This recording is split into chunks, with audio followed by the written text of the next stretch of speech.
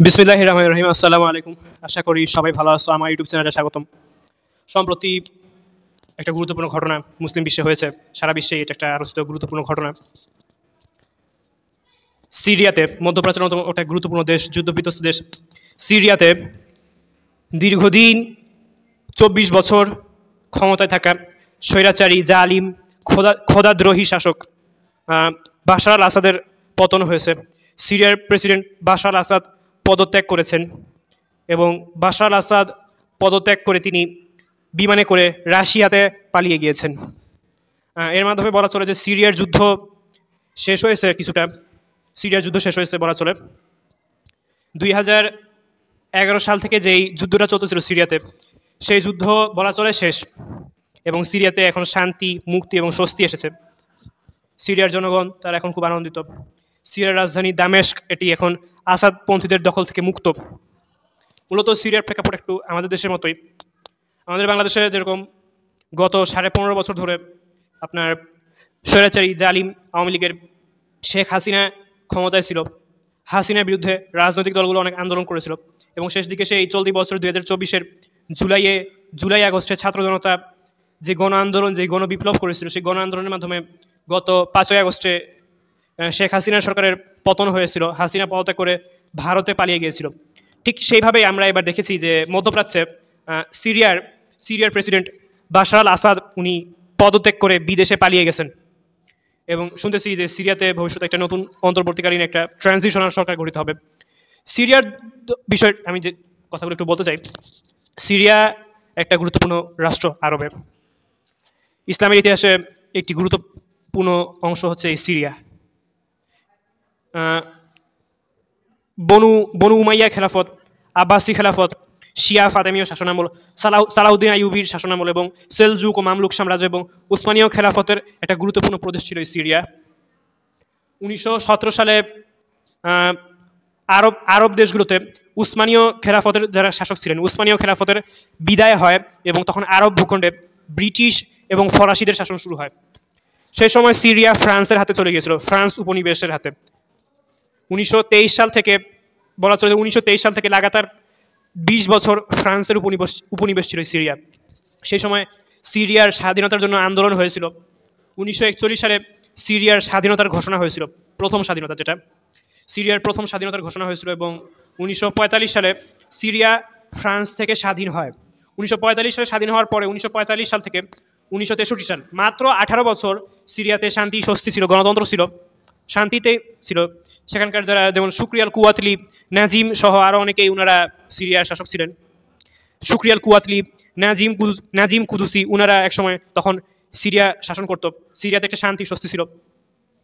কিন্তু 1958 সালে তখন মিশরের প্রেসিডেন্ট জামাল আব্দুল নাসের মিশর এবং সিরিয়াকে এক করে একটা কনফেডারেশন রাষ্ট্র, যেটা UAR, ইউনাইটেড আরব রিপাবলিক, সংযুক্ত আরব প্রজাতন্ত্র গঠন করছিলেন।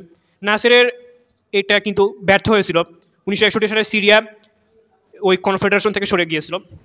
তারপরে 1963 সালে সিরিয়ার যে তৎকালীন একটা আরবের অন্যতম একটা সমাজতান্ত্রিক বামপন্থী দল বাথ পার্টি, হিজবুল বাস বা বাথ পার্টির সামরিক কমিটি, তারা সিরিয়াতে একটা রক্তপাতহীন একটা কু বা অভ্যুত্থান ঘটায়, মিলিটারি অভ্যুত্থান। সেই সামরিক অভ্যুত্থানের মাধ্যমে সিরিয়াতে বাথ পার্টি সিরিয়ার রাষ্ট্র ক্ষমতা দখল করে এবং তারপর থেকে সিরিয়াতে একটা অচল অবস্থা, সংকট দেখা গিয়েছিল। বাথ পার্টি একবার 1966 সালে বাথ পার্টি দুই ভাগে বিভক্ত হয়েছিল। একটা হচ্ছে গিয়ে আপনার ইরাকের সাদ্দাম হোসেনের বাথ পার্টি, আরেকটা হচ্ছে সিরিয়ার আসাদের বাথ পার্টি। সিরিয়াতে 1971 সালে যখন হাফিজ আল আসাদ যখন ক্ষমতায় এসেছিল, তখন সিরিয়ার বাথ পার্টির শাসকরা তখন হাফিজ আল আসাদ সিরিয়াতে একটা এমন জরুরি অবস্থা জারি করেছিল, সেই জরুরি অবস্থার কারণে কোনো সরকার পরিবর্তন করতে পারতো না।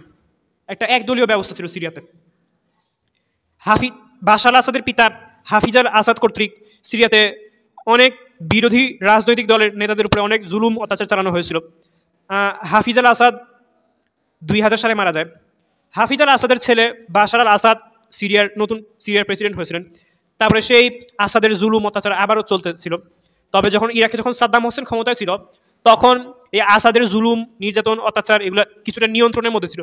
কিন্তু 2003 সালে সাদ্দাম হোসেনকে আমেরিকা কর্তৃক ক্ষমতাচ্যুত করার পরে আসাদপন্থীরা ব্যাপক জুলুম অত্যাচার শুরু করেছিল সিরিয়াতে। 2011 সালে আরব বসন্ত হয়, সবাই জানেন। আরব বসন্তে আরবের কয়েকটা আরব দেশগুলোতে, গণতান্ত্রিক আরব দেশগুলোতে থাকা দুর্নীতিগ্রস্ত একদলীয় শাসকদের বিরুদ্ধে আন্দোলন শুরু হয়েছিল। সে সময় মিশরে হোসনি মোবারক, লিবিয়ায় গাদ্দাফি, তিউনিসিয়ায় বেন আলী এবং ইয়েমেনে আলী আবদুল্লাহ সালেহ, এই 4 জন শাসক যারা দীর্ঘ বছর ধরে 10, 20, 30 বছর ধরে যারা ক্ষমতায় ছিলেন, তারা হয় পদত্যাগ করেছিলেন নয়তো তাদের পতন হয়েছিল। কিন্তু সিরিয়াতেও সে সময় আরব বসন্তের একটা ঢেউ উঠেছিল। সিরিয়ার জনগণ বাশার আসাদের জুলুম অত্যাচার দুর্নীতির বিরুদ্ধে রাস্তায় গণ আন্দোলন করেছিল। কিন্তু সে সময় বাশার আসাদের যে অনুগত যে সৈন্যবাহিনী, তারা সিরিয়ার জনগণের উপরে যুদ্ধ আগ্রাসন শুরু করে, যে কারণে সেনাবাহিনীর একটা অংশ বাশার আসাদের বিরুদ্ধে বিদ্রোহ করে আপনার ফ্রি সিরিয়ান আর্মি বা এফএসএ গঠন করেছিল। এফএসএ গঠনের পরে তখন সিরিয়াতে একটা যুদ্ধ শুরু হয়। একদিকে আসাদপন্থী আর একদিকে যারা আসাদ বিরোধী। আসাদপন্থীদেরকে লেবাননের হিজবুল্লাহ এবং শিয়ারা, ইরান ভিত্তিক শিয়ারা সাপোর্ট করছিল, আর যারা আসাদ বিরোধী ফ্রি সিরিয়ান আর্মি, তাদেরকে তুরস্ক, সৌদি আরব সাপোর্ট করছিল।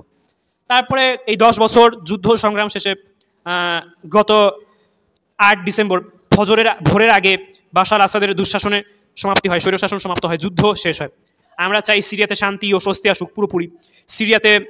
সিরিয়া থেকে সমস্ত বিদেশি সৈন্য সরানো উচিত, এবং আমরা মনে করি যেটা এইচটিএস এর নেতৃত্বে একটা নতুন একটা সরকার, জাতীয় ঐক্যমত্যের একটা সরকার সিরিয়াতে গঠিত হোক, যে সরকারটা ইসলামের পক্ষে, তাদের দেশের পক্ষে এবং ফিলিস্তিনের পক্ষে একটা কাজ করতে পারে। আল্লাহ তাআলা সবাই সিরিয়াবাসীকে হেফাজত করুন, আমিন। আল্লাহ হাফেজ।